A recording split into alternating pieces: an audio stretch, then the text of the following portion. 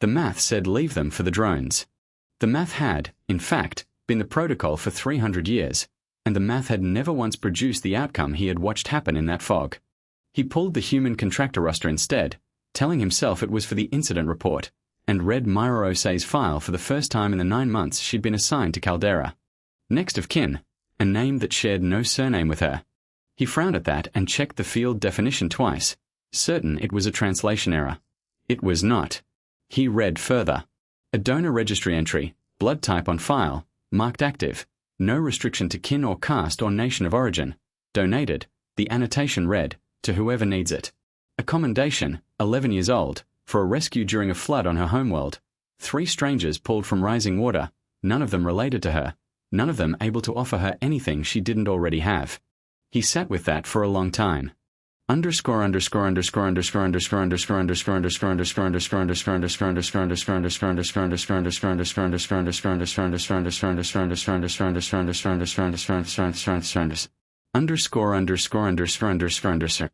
brought it to her 2 days later, not entirely sure why, in the narrow galley off the human wing that smelled of something dark and bitter she called coffee and drank constantly. Your kin registry, he said, without preamble, because he had never learned the human trick of easing into a difficult question. It lists no genetic relations. Only a name. Unrelated. Osei looked up from her cup, unbothered. Priya. She's my best friend. Known her since we were 6. She receives your kin benefits. Your death payout. Your medical proxy. Yeah. Why? Because I'd trust her with my life before I'd trust most of my actual blood relatives with my grocery list. She said it lightly, like it required no more thought than the coffee did. Why, is that weird here? It is unheard of here. He chose the word carefully. Kin registry determines resource priority in every emergency protocol on this station. It is not sentiment. It is structure. A being who spends structure on someone who cannot repay it in kind or kin is. He stopped, because he did not have a Kethri word that didn't carry the weight of an insult, and he did not want, for reasons he chose not to examine, to insult her. Is what? Is behaving as though the ledger does not apply to them. Osei considered that, turning her cup slowly. Maybe it doesn't. Maybe that's kind of the point. There is always a ledger, Osei. Every species we have met keeps one. Yours simply calls it something softer. Sure, we keep score sometimes, she admitted. But the whole reason DOS is walking around instead of in a drawer in the morgue module isn't because I ran a calculation on his replacement cost. It's because he was a person in trouble and I was close enough to do something about it. That's it. That's the whole ledger entry. You did not know him. You had never spoken to him before that corridor. Nope. You do not know him now, in any meaningful sense.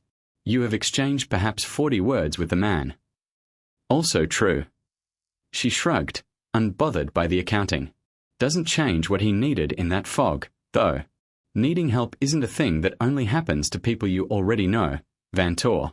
It happens to whoever's standing in the wrong place when something breaks.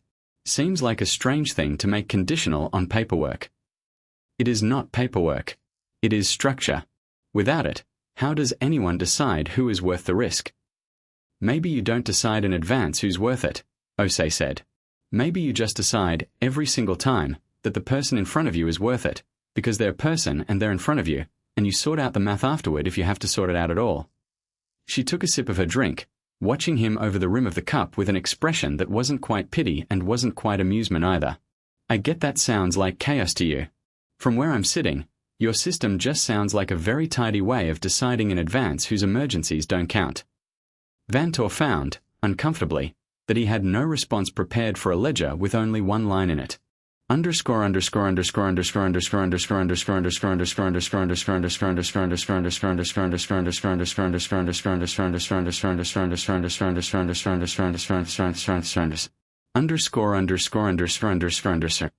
looked into Doss's file that night instead of sleeping, and there, in a service history he had somehow never had cause to read closely in 9 years of sharing a station with a man, he found the thing he had apparently been avoiding finding for a very long time.